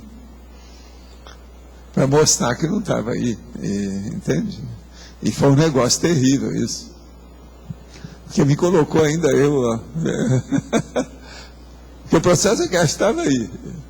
Eu desconfiava, mas não sabia de nada. Agora, de uma hora para outra ela vai embora. Agora, o melhor da história. Quando eu ainda estava fora do corpo com ela, eu pensei que ela fosse consciente. Olha a minha burrice. Inexperiência, imaturidade. Então o negócio não é fácil. Agora, é bom quando você fala na imaturidade, na sua experiência, e você olha assim, ó, e você vê a aura, você vê a dimené. Então já isso é um alívio, é um alento. Tem chance. O cadáver, ou quase cadáver, vai sobreviver, não é isso? Você entendeu? Professor Valdo? Sim. Eu teria uma pergunta pertinente para mim, né? Eu gostaria de saber se o senhor tem alguma técnica assim para passar para a gente de desassimilação que fosse assim rápida e eficaz, assim, tipo de flecha assim. Desassimilação é pensar o positivo, não pensar o negativo. É a primeira coisa. Se você conseguir fazer isso inteiramente, seriamente, você vai conseguir superar tudo. Não, porque no caso assim, que às vezes a gente quando faz uma assistência, que às vezes é mais difícil, assim, a gente tem que trabalhar mais. Mas você exterioriza a energia, limpa na hora. É aquilo que eu estava mostrando lá hoje, lá para você. Não, tá bom. Obrigada. Isso aí não tem jeito. Agora, ó, quem tem energia superior, engole o outro que tem energia inferior. A energia é ferramenta. Quer dizer, a pessoa está apenas com um martelinho. Você tem um canhão. E eu sempre quis fazer cinema desde adolescente, que foi quando tomei contato com a projeciologia. Eu tenho um talento natural nesse assunto de cinema e também como compositor musical. Eu pensei que poderia ser útil, mas ultimamente vejo difícil fazer atalhos com cinema, por ser um meio emocional. Agora mesmo é como se tivesse tirado o tapete sobre meus pés. E eu tenho 33 anos. Me pode dar algum conselho? Pode ser que o amor pelo cinema seja parte do meu porão consciencial? Tudo indica que sim. Outra coisa, chegou a sua hora de mudar. 33 anos, você tem mais 2 anos para fazer a reciclagem, para caminhar para a execução. E eu quero te lembrar, eu também sempre gostei de cinema. Há uma coisa interessante, ó. Eu vou falar minha vida para você. Eu trabalhei em cinema durante 10 meses, quando eu tinha 10 anos. Era entregador de cartaz na rua, de folheto, avulso, até chegar enrolador de fita, que era o ponto máximo lá dentro. Quase que gerente. E eu deixei isso aí porque o meu patrão, que era o que dirigia o cinema lá, o gerente, com as coisas todas, praticamente o dono, ele morreu no acidente de avião. Então veja, eu deixei o processo de cinema. Mas agora, o que se passa? Mais tarde, dentro da situação toda, eu fui estudar o processo de plástica, fui para Hollywood, porque fui praticamente encaminhado com orientação do cientista do Japão, que me indicou para eu ir lá, que era uma chance que eu tinha, porque muita gente que trabalhou com ele, ninguém conseguiu isso. E eu tinha chance de ir para Hollywood. E eu fui a Hollywood, examinei uma opção de coisa, estudei a coisa lá dentro. Mais tarde, devido a isso, eu fiz 42 curtas, de 10 minutos, de 15 minutos, de 20 minutos. Tudo sobre o processo de fenômeno. Mas para os outros, não foi para mim. Eu nem fiquei com isso. Tudo eu tinha que entregar para eles que pagavam lá os filmes e as coisas todas. Mas teve até um filme, que é um curta de 22 minutos, que foi passado no Brasil inteiro e foi passado até fora do Brasil. Agora veja, nós fizemos um filme colorido sobre história em quadrinhos, que o negócio é mais sério, fazendo um levantamento da memória gráfica no processo do Brasil, junto com as revistas americanas e revista brasileira da quadrinologia, que é a arte sequencial. Então só aí eu estou mostrando 3 coisas que eu tenho em relação com o cinema. Agora veja, fui convidado para ser ator em Hollywood exatamente 4 vezes. Uma vez eu ainda era moço, era só pôr uma tupê, um chinó que eu melhorava, mas agora, as outras, todas eu já era velho, com essa barba e desse jeito, e com o povo tudo na minha presença que viu isso. Só em Miami foi 2 vezes, e companhias diferentes de Hollywood. Então veja, aí nós passamos para 4 coisas sobre cinema comigo. Agora vamos entender. Eu nunca desejei participar de nada disso. Nada disso foi para mim fim. Tudo isso foi meio. Então, eu digo para o meu amigo aqui, você não acha que tudo isso que você mexeu até agora é meio do jeito que aconteceu comigo? A sua finalidade deve ser outra. Eu, por exemplo, eu estudei isso tudo já sabendo, mas pensando no processo da consciencialidade, conscienciologia. Então a coisa é diferente. Como é que fica? Gente, essa chuva mostra que a meteorologia dessa vez falhou redondamente, que eu li no jornal hoje de manhã que ia ficar tudo nublado e que não ia chover. Está lá no jornal. Você leu isso no jornal? Não? Aonde? Mas tinha jornal que está falando lá. Está lá falando bem claro. Lá, eu vi no jornal. Sexta estava nublado, sábado vai ser nublado, domingo pode ser que mude, segunda-feira que vai chover. Está lá no jornal hoje que eu li, né? A hora que você chegou lá. Mudou, né? A meteorologia. Então eles estão atrasados lá.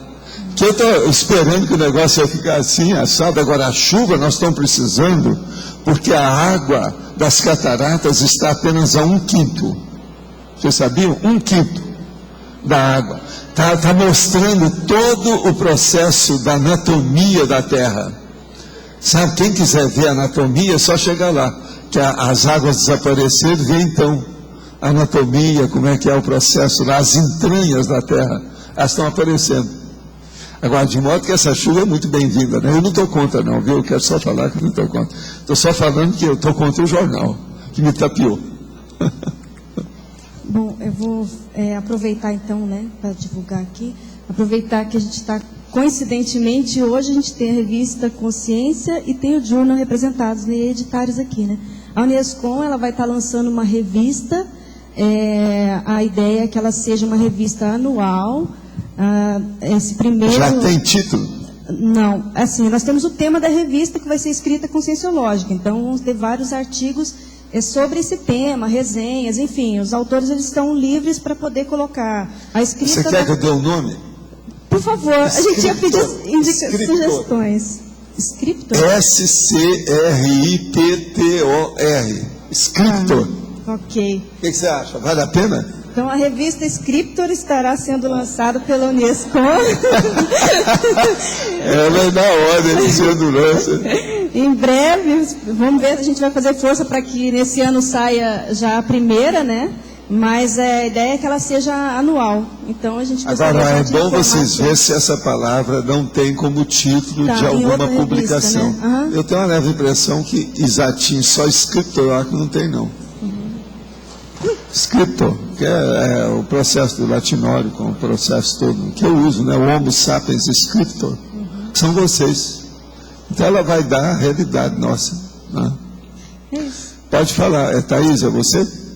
Professor, eu gostaria de saber, na fatologia, na 7ª linha, você coloca a adequabilidade evolutiva dos interesses pessoais. Não sei se você já chegou a comentar isso. Não, eu só toquei no assunto. A adequabilidade evolutiva dos interesses pessoais. Quer dizer, os seus interesses, eles são adequados para a sua evolução?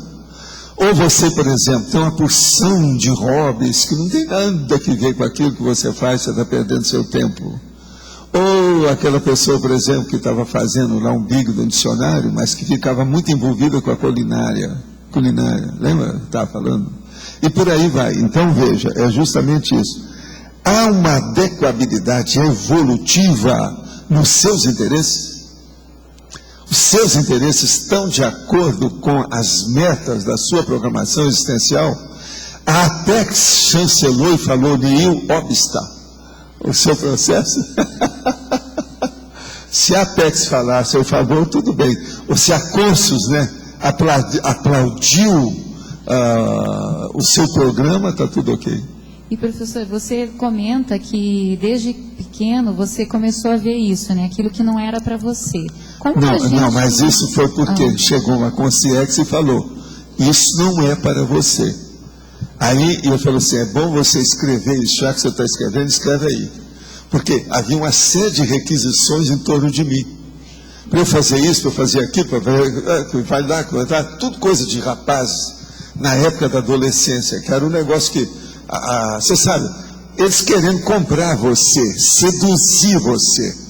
Você está entendendo? De tudo quanto é jeito para participar ali do processo. Então, a minha dúvida é exatamente isso, porque no momento eu estou precisando concentrar esforços para atingir algumas metas evolutivas, mas também existe uma dificuldade da sociabilidade. Pois é, não, mas a primeira coisa é o seguinte, fazer o social é inevitável.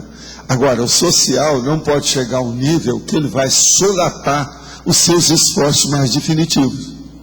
Então, isso aí é você que tem que ver o que você pode fazer. Eu, por exemplo, falar em social, esse mês eu estou muito socializado, ou socializante, ou socializador. No dia 3, no dia 16 e no dia 20 eu vou ter que sair aqui. É tudo em força. Mas e o processo que entra a política, entra os processos todos. Dia 3, por incrível que pareça, é amanhã. Eu estou assinando o livro lá. No dia 16 é o processo do discernimento que nós temos que ir o social, que é a Cognópolis. E no dia 20, é uma coisa seríssima, que é a inauguração aí, você precisa falar nisso, que é a inauguração aí das estrelas. Eu vou receber as estrelas com alta pompa, etc., no observatório nosso, que está lá. Explica aí como é que vai ser e o que é que vai ser, faz favor, é bom você tocar nesse assunto. Então, esses sociais, eu quero dizer para vocês, eu vou sair, estudo é à tarde, 4, 6, 7, 8 horas da noite. Fala o dia que é, como é que é, só para a gente saber, porque lá eu sei que a cerimônia, ela é reduzida. Não é todo mundo que pode ir no observatório, mas vocês podem ir no outro dia, né? Quais são os horários do observatório a partir do dia 21? A partir do dia 21, a partir do dia 20, nós vamos inaugurar o observatório Polo Astronômico Casimiro Montenegro Filho, que é um dos primeiros polos astronômicos do Brasil a ter uma interatividade entre planetário e observatório. Né? É muito importante porque para Foz é uma situação, Foz é uma cidade cosmopolita, agora é uma janela para o universo, então, mais do que cosmopolita, é universalista, né? Vamos dizer assim. Então, o polo vai inaugurar no dia 20, e a partir do dia 21, as sessões acontecem de 8 até as 22 horas. Pode estar chovendo, pode estar com sol, que vamos ter sessão, né? Então, dia 20, a inauguração, a partir das 18 horas. Lá é quase do tamanho aqui do tertuliário, né? Sim, o tertuliário é alguns centímetros maior, né? Aqui. Então a gente... a cúpula tem 11 metros, o diâmetro dessa cúpula aqui, ó, a cúpula. E no planeta, o observatório tem 6 metros de diâmetro. São 2 telescópios maiores do que eles Gente, é coisa boa, dá para ver muita coisa. Ainda mais aqui, que é mais ou menos claro, vale a pena. Sim. O negócio é muito sério. De modo que isso é que é o social do processo, tá certo? Eu tenho 3 sociais esse mês, raramente eu tenho isso, hein? Pode falar. Professor, aqui na acabativa, página 51, não sei se você ouviu aqui, na remissiologia o item 9 é para ficar em itálico mesmo? Onde é que está na remissiologia? O que é? O item 9 é para ficar em itálico. A técnica do crescendo, o que é? 09? Não, se tá, é itálico. O que é a técnica do crescendo? É para ficar em itálico? Não, tem um monte que é itálico, você ainda não sabe da minha técnica. Ciclo, técnica, tem uma série de condições de ciência que eu coloco em itálico para chamar a atenção. Isso é de propósito. Olha que todas essas técnicas, elas têm itálico, tudo. O título lá, tudo tem isso. É diferente, é para chamar a atenção. Entende? Okay. E a dúvida que eu tenho, professor, aqui no detalhismo, na página 50, tem a ciclologia. Ciclologia, o neociclo da automaturidade intraconsciencial a partir do curso intermissivo. Eu perguntei numa tertúlia anterior para o senhor sobre a questão da inteligência evolutiva, assim, como é que ela é desenvolvida. Aí o senhor falou que muita gente só começou a ter essa ideia de inteligência evolutiva a partir do curso intermissivo. Sim. Mas para a gente chegar num curso intermissivo, assim, não teve que ter algum conhecimento prévio? Não, é a ignorância evolutiva. Era isso que o requisito que precisa para entrar no curso intermissivo é a ignorância evolutiva. Então era isso que se o cara é ignorante, ele entra lá, porque a inteligência evolutiva aparece lá. Por isso que eu estou falando. O neociclo da automaturidade intraconsciencial a partir do curso intermissivo. Isso é o resumo dessa história. Está claro? Agora, ó, vocês todos já têm, assim, uns lampejos, ou vislumbres, ou nuances da inteligência evolutiva de alto nível. O problema é ver o que é que vocês fazem. E outra coisa, isso se manifesta mais com aquela pessoa que já tem alguma interpolação, ou extrapolação, do ponto de vista para a psique principalmente. Aí a coisa muda. Que a extrapolação vem mostrar que a pessoa está em crescimento, entendeu? Ela está em ponto maduro, ela está caminhando. Então é muito importante isso aí. Valdo, sim. Página 50, na fatologia, segunda linha, a mudança incansável do bloco de interesses quando necessário. Qual que é o título que você falou? Qual que é a logia? Não, esse é 50 o quê? Página 50. O quê? Parafatologia? Não, fatologia. A patologia, a automotivação pelo autoapreparamento contínuo? Não, segunda linha, a mudança incansável do bloco de interesses quando necessário. A mudança incansável do bloco de interesses quando necessário. O que você quer? Queria que você aprofundasse. O problema todo é o seguinte, a mudança incansável do bloco.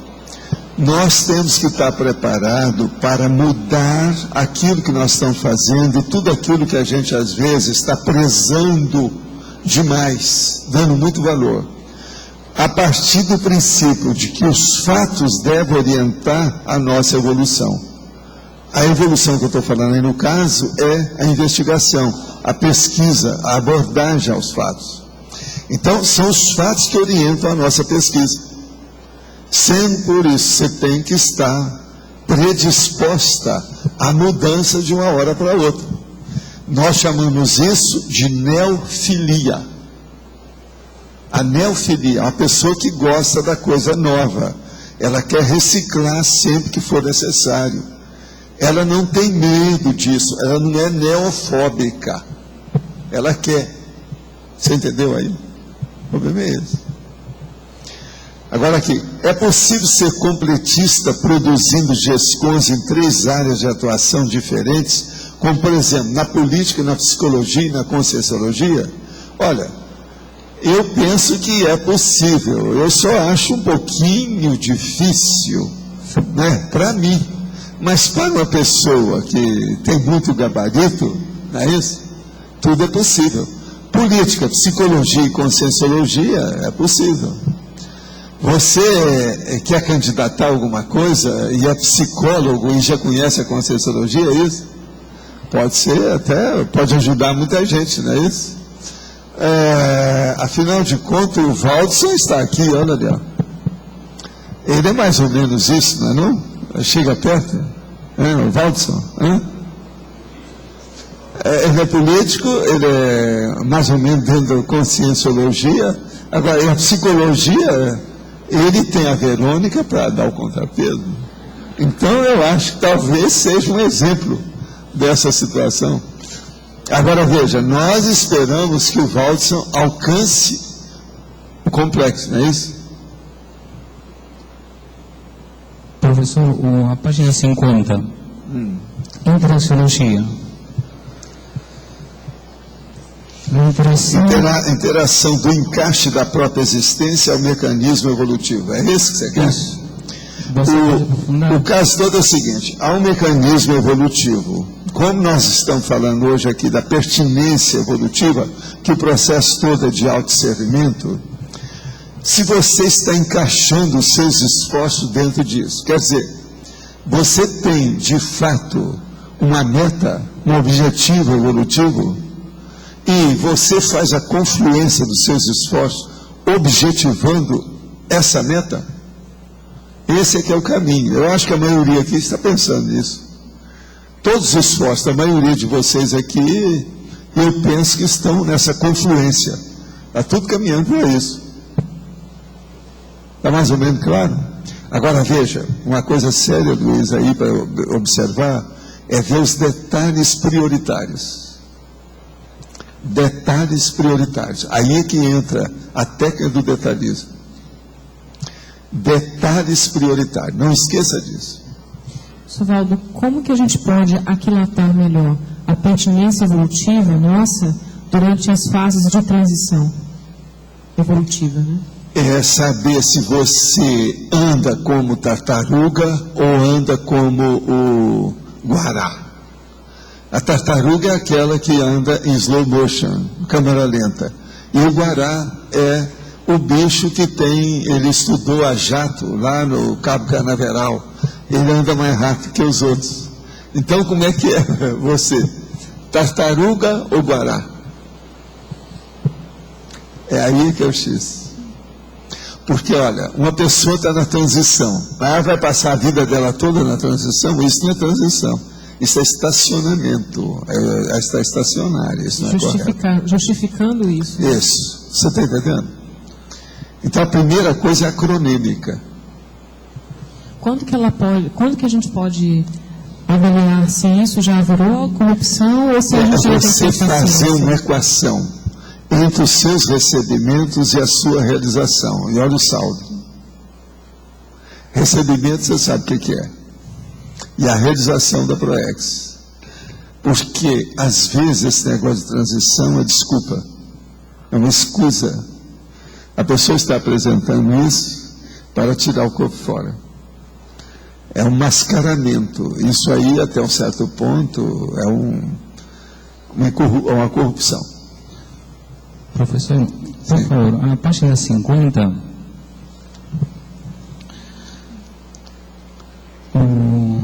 colegiologia, o colégio invisível dos evoluciólogos. Colegiologia. A colegiologia, o colégio invisível dos evoluciólogos. O que você quer? Você poderia explicar um pouco mais? Colégio invisível dos evoluciólogos é aquilo que eu falo há muitos anos, Luiz, sobre o caso. Se eu tivesse chance de ter alguma coisa, se alguém fosse me oferecer extrafisicamente, então, há muito tempo que eles me perguntaram isso. O que é que você queria, Valdo, se você tivesse liberdade de fazer alguma coisa? Então, eu falei assim, eu desejaria ir numa aula do Colégio Invisível dos Evoluciólogos, ou seja, aquele colégio deles, quando eles têm a reunião, e eu vou pedir para ficar na última carteira, se lá tem isso, e não vou falar nada. Eu quero ser um aluno ouvinte de uma das reuniões deles, para eu saber o que se passa lá. Professor, eu estou perguntando isto porque uma vez você em Buenos Aires, faz 15 anos, falou sobre este tema. Você ainda não presenciou, não assistiu a classe deles? O que é que eu não estou entendendo? Não, de modo algum. Eu penso que se isso acontecer, ainda vai demorar muito e vai ser quando eu for com o CIEX. Por exemplo, às vezes, se a gente começar a trabalhar com algumas coisas de assistência, que eles vão precisar de mostrar, às vezes eles vão querer chamar, do jeito que no tribunal, por exemplo, tem o vogal, tem a faxineira que vai melhorar lá, eu vou lá para carregar mala, qualquer coisa, alguma coisa nesse sentido. Pode ser que extrafisicamente eles permitam. Agora veja, eles às vezes estão fazendo essas reuniões ininterruptamente do ponto de vista telepático. Então aí eu sobrei. Nunca se sabe. Eu já perguntei para criar problema para ver se me esclarece mais, mas ninguém falou nada até agora. Mas, por exemplo, deve ter algum colégio invisível dos evoluciólogos que seja tudo na base da telepatia. Então, a internet, ó, já era. Tudo na hora. Não é possível? Não é óbvio? Não tem lógica? Então é preciso a gente ver o que dá. Agora, ó, de lá para cá, meu chapa, eu estou só aqui. Eu não fui para lá. Vida é dura. Hein? Não é assim, né? A gente faz o que pode, não é isso? Professor Valdo. Vamos fazer força. Aqui, no dia 12 de abril, eu tive a minha primeira experiência nessa vida intrafísica com a dessoma de alguém mais próximo. A minha mãe fez a projeção final. Eu tive meu aniversário. Pois é, fez a projeção final às 6 horas. Sim, mas você sabe, então deve ter sido assim uma libertação. Há dessomas que são vitórias. Ela foi? Eu penso que sim. Ela tinha 93 anos de idade, né? E eu acho que a vida dela foi... Então a gente pode comemorar junto. Eu, o aniversário, e ela a dessoma. Mas então... Foi a dessoma do nascimento dela como consciência na intervenção. Mas daí a dessoma dela foi no meu plantão. Eu que estava com ela no hospital naquele dia, né? E depois disso, eu tenho pensado mais, porque é interessante, a gente fica aqui um pouco na teoria e às vezes a gente não pensa muito sobre isso, né? Mas depois dessa ocorrência... Você pensou o quê? Não, agora, depois dessa ocorrência, é que eu tenho analisado as possibilidades. E daí eu fico pensando e queria que, se fosse possível, o senhor desenvolver um pouquinho sobre isso. Quais são as possibilidades de, estando no extrafísico, de alguém, por exemplo, que não tem uma prática e uma destreza, vamos dizer, com a assistencialidade no nível da conscienciologia, vamos dizer assim, né? Porque ela não teve. Não, mas ela vai ter assistência e eles encaminham. Agora ali, não adianta forçar a parada, ou forçar a condição evolutiva dela. Ela mesma vai ver o que ela precisa mais. Eles fazem tudo de comum acordo. Tudo é conversado de uma maneira democrática, de entendimento, de compreensão. Então, ela vai ter assistência. Agora, com 93 anos, isso aí é o máximo. Ela estava mais ou menos lúcida? Nos últimos 3 meses, não. Mas não era lúcida o tempo todo. Então, na parte da manhã, ela ficava bem lúcida. Quando era na parte da tarde, ela já não sabia mais, ela não reconhecia a gente mesmo. Porque aí é a falência dos órgãos, como o povo fala lá na medicina, né? Falência dos órgãos. Aí começa a funcionar, o corpo já não dá mais, já não responde. Isso mesmo. Aí é mesmo a falência. Com 93 anos, isso já é uma grande coisa. Ela conseguiu muito. Quantos filhos ela teve? Ela teve 11 filhos e eu sou a segunda. Isso aqui é a mulher, hein? 11 filhos, chegar aos 93 anos. É uma vergonha para algumas amigas que eu conheço por aí. Puxa dentre 93 por 11. Opa, isso aqui isso é uma equação. Mas dentre evolutiva, violenta. Dentre filhos, netos, bisnetos e tetranetos que ela teve, já bem grande, com 15 anos, da última vez que eu contei, 83 pessoas. É um bocado, hein? Agora, ela não é do Nordeste, não, né? Pois é. Você veja bem, não é mineira do norte de Minas também, não, não, né? Também não. Era pois é, essa saiu da esquadra. De Capitólio. Agora, veja, e ela não morou em Vilcabamba. Impressionante, uma beleza isso aí. Vamos pensar positivo em favor dela. Essa vai longe, minha filha. E foi muito interessante. 93 anos, ainda tinha lucidez, um pouco, e com 11 filhos, 83 descendentes, fora os cachorros e gatos, é muita coisa. O negócio não é fácil. Mas o processo dela todo aconteceu foi comigo. Eu fui para dar férias para minha irmã, que tomava conta dela, e ela sofreu uma queda. Me pediu um chá, enquanto eu fui fazer o chá, ela levantou e caiu. Aí fraturou a bacia, foi para o hospital, teve uma pneumonia depois da cirurgia, conseguiu sair da pneumonia. Quando foi para o quarto na enfermaria de novo, pegou outra infecção. E dessa segunda infecção ela não conseguiu sair. Mas no dia que ela caiu pela manhã em casa, ela me falou: minha filha, tem um negócio que eu preciso te falar, vai acontecer um negócio hoje. Aí eu perguntei: o que é que vai acontecer? Ela falou assim: só vou te falar depois. Então, assim, na minha percepção, professor Valdo, mesmo lá durante o processo todo, eu acho que ela, mineiro, né, ela, do interior, sempre foi muito católica.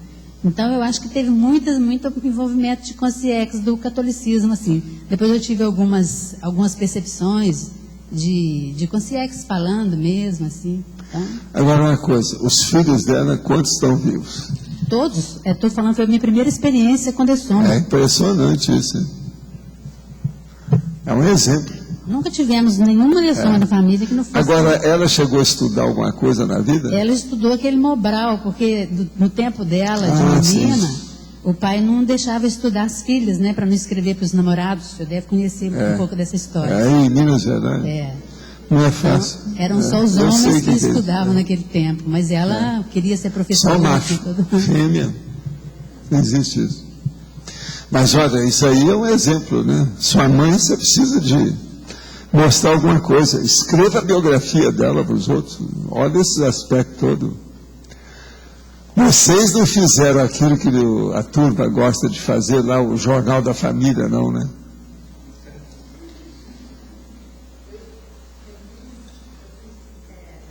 Eu fiz um só número, né, vamos dizer, do jornalzinho. Pois é, agora o problema é fazer o levantamento, ver a família com 83 pessoas, aquele negócio todo, né? Gente, então os nossos comerciais, por favor. Obrigada. As pontuações da tertúlia de hoje foram 27 votos online, 12 perguntas respondidas online, 21 perguntas presenciais, 113 assinaturas no livro de presença e 15 praticantes da técnica do Invexis. Hoje vamos ter 6 recados: Cícero, Apex, Eliana, Acoplamentário, Adriane, Côncios, Tamara, Laboratórios, Thaís, Reaprendência e Max, Feira do Livro. A eleição do verbete para amanhã: comunicação modular, linha de abertura, mega tarefa final, polaridade extrema. Boa tarde. Eu gostaria de fazer 2 convites. Um deles é para o curso Proexologia. Esse curso vai ser realizado agora em maio, nos dias 16 e 17, e também 23 e 24. É um curso que acontece em 2 finais de semana. E esse curso, ele tem como objetivo, um dos principais objetivos, é entender, melhorar a compreensão dos conceitos com relação à ProEx. Ou seja, a questão do público-alvo vai ser discutido, a preparação da ProEx, os determinantes do conteúdo da ProEx e uma série de outros conceitos com uma dinâmica bastante interessante envolvendo muitos estudos de caso para criar debates e reflexões sobre a proexologia. Então fica o convite a todos, as inscrições podem ser feitas na recepção do CAEC e maiores informações também com qualquer voluntário da Apex. Um outro recado que gostaria de passar é quanto à conferência online de hoje. Vai ser sobre a biografia da Marie Curie, tá? Marie Curie. Então, ficam todos convidados. Essa conferência online ela acontece acessando o site da Apex, que é www.apexinternacional.org, e vai ser das 15h30 às 17 horas. Então, fica o convite aí a todos. Boa tarde a todos. Estamos aqui para lembrar-os do Acoplamentário que vai acontecer nos dias 15, 16 e 17 de maio, com o professor Nário Takimoto e professora Cristina Aracaki. O tema a ser desenvolvido será sobre autoconsciencioterapia e o desenvolvimento parapsíquico. Importante avisar os teletertulianos que qualquer sinal de resfriado ou gripe evitem viajar. Muitas vezes as pessoas nos vêm dando os recados aqui e se interessam em fazer o acoplamentário. Se você tiver qualquer dúvida a esse respeito, antes de viajar, ligue para o CAEC, tá bem? Que nós estaremos prontos para responder as suas dúvidas. Nosso telefone é 045 35 25 26 52. Obrigada. Boa tarde a todos. Em nome da Conscius, nós gostaríamos de informar a todos aqueles que queiram qualificar a Invex sobre o curso Inversor Cobaia, que acontecerá de 5 a 7 de junho.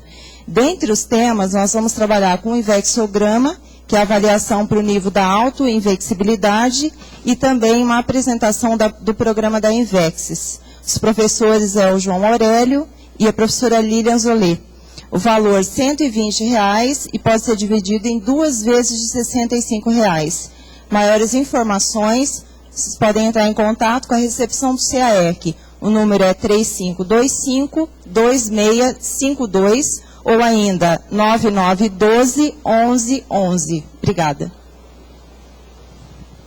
Boa tarde. Então, lembrando, né, que o preço dos laboratórios baixou.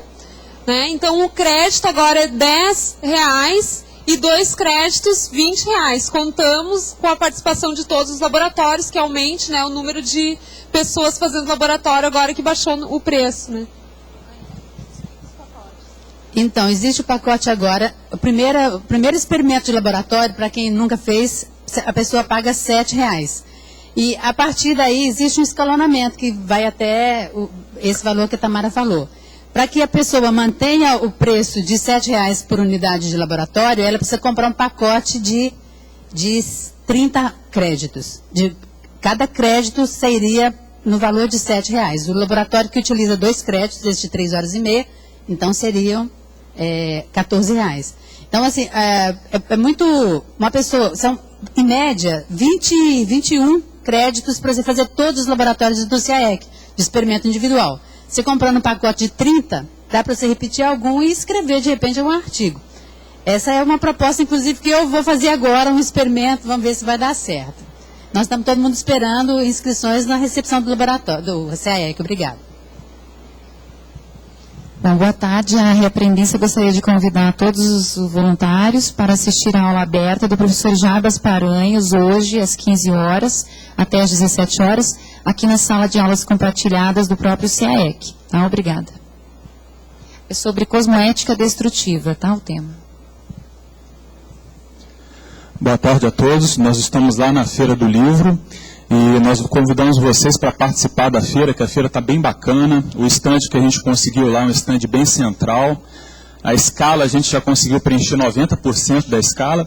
E hoje a professora Lourdes Pinheiro vai estar lá fazendo a sessão de autógrafos dela às 7 horas da noite. Lembrando que a feira é sábado e domingo, ela é de 9 da manhã até as 8 da noite. E durante a semana ela é de 9 até as 10 da noite, tá bom? E ela termina no domingo que vem. Então, a pessoa que puder trabalhar e colaborar na escala também, pode falar comigo, com a Solange ou com o próprio pessoal lá no stand, lá que o pessoal está lá esperando com a escala para poder preencher, tá bom? Esperando vocês lá. O verbete vencedor para amanhã é mega tarefa final, com 19 votos.